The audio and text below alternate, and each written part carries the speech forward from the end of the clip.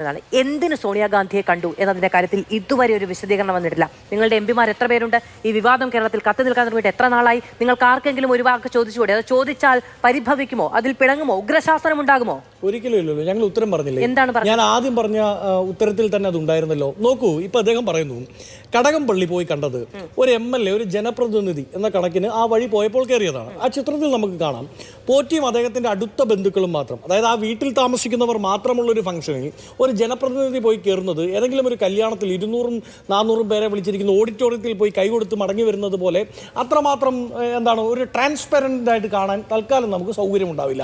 ഇനി അങ്ങ് ചോദിച്ച ചോദ്യം സോണിയാഗാന്ധിയുമായി ബന്ധപ്പെട്ട് ഞാൻ ചോദിക്കട്ടെ, കടകംപള്ളിയുടെ നിയോജകമണ്ഡലത്തിലുള്ള ആളാണോ പോറ്റി? സോണിയാഗാന്ധിയുമായി ബന്ധപ്പെട്ട കാര്യമാണോ? അല്ല, അതിന് ഉത്തരമാണ്. കേൾക്കൂ, സോണിയാഗാന്ധിയുമായി ബന്ധപ്പെട്ട് കടകംപള്ളിയുടെ നിയോജകമണ്ഡലത്തിലെ വോട്ടറാണോ പോറ്റി? അല്ല, അടൂർ പ്രകാശിന്റെ നിയോജകമണ്ഡലത്തിലെ അന്നത്തെ വോട്ടറാണ് പോറ്റി. അപ്പൊ സ്വാഭാവികമായും ശബരിമല, അതാണ് ഞാൻ ആദ്യം തന്നെ ഉത്തരം പറഞ്ഞത്. ശബരിമല എന്ന് പറയുന്നത് ഇന്ത്യ ആകെ വലിയ അഭിമാനത്തോടു കൂടി കാണുന്നതാണ്. അവിടുത്തെ ഒരു വൈദിക ശ്രേണിയിൽ പെടുന്ന ഒരാൾ എന്ന കണക്കിന് അയാൾ ഭാവിക്കുകയും അയാൾ അങ്ങനെ ഒരു അപ്പോയിന്റ്മെന്റ് ചോദിച്ചാൽ സ്വാഭാവികമായി ഒരു വിശ്വാസി എന്ന നിലയിൽ ഒരു പക്ഷേ സോണിയാഗാന്ധി അപ്പോയിന്റ്മെന്റ് കൊടുത്തിട്ടുണ്ടാവാം. ഇപ്പൊ ഇവർ പറയുന്നു ബ്രേസ്ലെറ്റ് കെട്ടിക്കൊടുക്കും.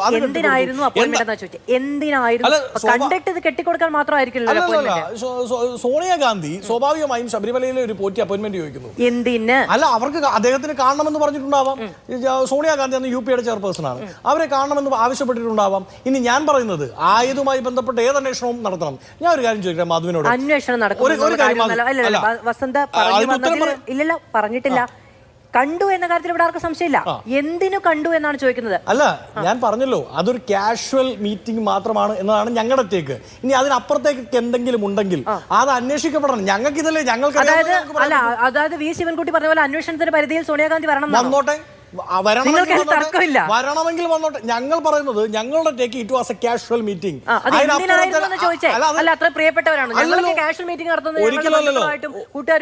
ഒരിക്കലല്ലോ. ശബരിമലയിലെ ഒരു പോറ്റി അയാളുടെ നിയോജകമണ്ഡലത്തിലെ ഒരു MLA-യും കൂട്ടി സോണിയാഗാന്ധിയെ കാണാൻ ആഗ്രഹിച്ചാൽ അവർക്ക് കാണാൻ പറ്റും. ഇപ്പൊ മാധുവിന് സോണിയാഗാന്ധിയുടെ അപ്പോയിന്റ്മെന്റ് വേണം. ഈ പറയുന്നത് പോലെ അടൂർ പ്രകാശ് പറഞ്ഞത് തിരുവനന്തപുരത്ത് എന്റെ മണ്ഡലത്തിലെ വോട്ടർ ആയതുകൊണ്ടാണ് എന്നാണ് പറഞ്ഞത്. അടൂർ പ്രകാശ് അങ്ങ് പറയുന്ന കാലഘട്ടത്തിൽ അടൂർ പ്രകാശിന്റെ മണ്ഡലത്തിലെ വോട്ടർ അല്ല, അത് അദ്ദേഹം തന്നെ പറഞ്ഞിട്ടുണ്ട്. ഈ പറയുന്ന ആന്റോ ഞങ്ങളോട് സംസാരിച്ചപ്പോൾ അദ്ദേഹം പറഞ്ഞതും അങ്ങനെയാണ്. അന്ന് വോട്ടർ അല്ല വസന്തേ. ഇനി പറഞ്ഞു. അല്ല, കണ്ടുപിടിച്ചോട്ടെ. ഞാൻ പറയുന്നത് ഞാനൊരു കാര്യം തിരിച്ചു ചോദിക്കട്ടെ. കേന്ദ്ര ഏജൻസികൾ ഈ മറ്റേ നാഷണൽ ഹെറാൾഡ് പത്രത്തിന്റെ ഒരു അറ്റം കിട്ടിയെന്ന് പറഞ്ഞു സോണിയാഗാന്ധിയും രാഹുൽ ഗാന്ധിയും ഏതാണ്ട് 48 മണിക്കൂർ ചോദ്യശാലയിൽ പിടിച്ചു നിർത്തിയ കേന്ദ്ര ഏജൻസികൾ ഇവിടെ ചോദ്യം നിലവിൽ ചെയ്തിട്ടില്ല. ഇവിടെ ഒരു അന്വേഷണ ഏജൻസിയുടെയും പരിധിയിലേക്ക് സോണിയാഗാന്ധി വന്നിട്ടില്ല. വളരെ ഡയറക്റ്റ് ആയ ചോദ്യമാണ്. എന്തിനു കണ്ടു? കാഷ്വൽ മീറ്റിംഗിന് എന്ത് കണ്ടു? അങ്ങനെ ഇരുന്നപ്പോൾ സോണിയാഗാന്ധിയെ കാണാൻ ഒരു മോഹം ഉണ്ടായിട്ട് പോയി കണ്ടോ? അല്ല, ഞാൻ അതിന്റെ ഉത്തരം പറഞ്ഞു കഴിഞ്ഞു. ഞാൻ വളരെ കൃത്യമായി പറഞ്ഞു കഴിഞ്ഞു.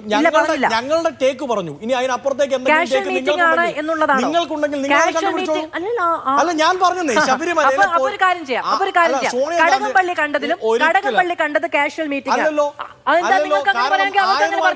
ആയതുമായി ബന്ധപ്പെട്ട് SIT കടകംപള്ളിയെ ചോദ്യം ചെയ്തിട്ടുണ്ട്. കടകംപള്ളിയെ ചോദ്യം ചെയ്ത് സാക്ഷിയായാണോ അതോ പ്രതിയായാണോ? കടകംപള്ളിയോട് അപ്പൊ ആ അന്വേഷണത്തിന്റെ റഡാർ അദ്ദേഹം എന്ത് പറഞ്ഞു ഞാനാണോ പറയണ്ടേ? SIT-യോട് ചോദിക്കണം. അതായത് അന്വേഷണത്തിന്റെ റഡാറിൽപ്പെട്ട ആളാണ് കടകംപള്ളി. എന്നാൽ സോണിയാഗാന്ധി അങ്ങനെയല്ല. ആ റഡാറിലേക്ക് വരാം. അതാണ് ഞാൻ നേരത്തെ സൂചിപ്പിച്ചത്. കേന്ദ്ര ഏജൻസികൾക്ക് ഈ നാഷണൽ ഹെറാൾഡ് പത്രത്തിന്റെ അറ്റം കിട്ടിയാൽ പിടിച്ച് ചോദ്യം ചെയ്യാൻ കാത്തിരിക്കുന്ന സോണിയാഗാന്ധിയെ ഈ വിഷയത്തിൽ ഒരു കേസ് ഒരു സെപ്പറേറ്റ് FIR എടുക്കാനൊന്നും വലിയ പാടൊന്നുമില്ല. ഈ ചർച്ചയിൽ പങ്കെടുക്കുന്ന എല്ലാവരും അഡ്വക്കേറ്റ്സ്, അവർ പറയട്ടെ, ഞാനടക്കം. അപ്പോൾ എന്നിട്ടും അതിലേക്ക് എത്തുന്നില്ലെങ്കിൽ ഇതിൽ തൂണിന്റെയോ തുരുമ്പിന്റെയോ ഒരു ആരോപണത്തിനപ്പുറത്ത് തൂണിന്റെയോ തുരുമ്പിന്റെയോ യാതൊരുവിധ പിന്തുണയും ഈ ആരോപണത്തിനില്ല. ഇനി ഒരു കാര്യം, BJP പ്രതിനിധിക്ക് ഉത്തരം പറയാതെ വയ്യ. അദ്ദേഹം പറഞ്ഞത് ഹിമന്ത് വിശ്വാസ് ശർമ്മ അല്ല, അതിന് ഉത്തരം വസന്തിനോട് ചോദിച്ച കാര്യങ്ങൾക്ക് മറുപടി പറഞ്ഞിട്ടില്ല എന്നുള്ളതാണ്. ഞാൻ പറഞ്ഞു, അങ്ങേക്ക് മനസ്സിലായില്ല. ആവർത്തിച്ചു സോണിയാഗാന്ധിയെ കുറിച്ച് ചോദിക്കുമ്പോൾ പറയുന്നത് കടകംപള്ളിയെ കുറിച്ചാണ്. ചെയ്തു കഴിയട്ടെ. അപ്പോ ഇന്ന് കടകംപള്ളി പറഞ്ഞത് എന്താ? സോണിയാഗാന്ധി എന്റെ സമാനമായ അവസ്ഥയിലാണ് എന്നാണ് പറഞ്ഞത്. അപ്പോ അങ്ങെങ്ങനെ സോണിയാഗാന്ധിയുമായുള്ള കൂടിക്കാഴ്ചയെ ഡിഫെൻഡ് ചെയ്യുന്നോ അങ്ങനെ തന്നെ അവർക്കും ഡിഫെൻഡ് ചെയ്യാം. ഇതെന്താണ് അവർ ചെയ്യുമ്പോഴുള്ള പ്രശ്നം എന്ന് നിങ്ങൾ ചെയ്യുമ്പോഴുള്ള പ്രശ്നം എന്ന് അവരും പറയും. അങ്ങനെ ഒരു 20 സെക്കൻഡ് ഇടപെടാതെ തന്നാൽ മതി. ഒന്ന്, കടകംപള്ളി സുരേന്ദ്രൻ ഈ തട്ടിപ്പ് നടക്കുന്ന സമയത്ത് ദേവസ്വം ബോർഡിന്റെ മന്ത്രിയാണ്. ആ മന്ത്രിയുടെ കീഴിൽ ഉണ്ടായിരുന്ന 2 ദേവസ്വം ബോർഡിന്റെ പ്രസിഡന്റുമാർ പ്രതി ചേർക്കപ്പെട്ട് ഇന്ന് ഉള്ളിലാണ്, ജുഡീഷ്യൽ റിമാൻഡിലാണ്. ആയതുമായി ബന്ധപ്പെട്ട് ഈ മാസം തന്നെ 3 ഹൈക്കോടതി വിധികൾ വന്നിട്ടുണ്ട്.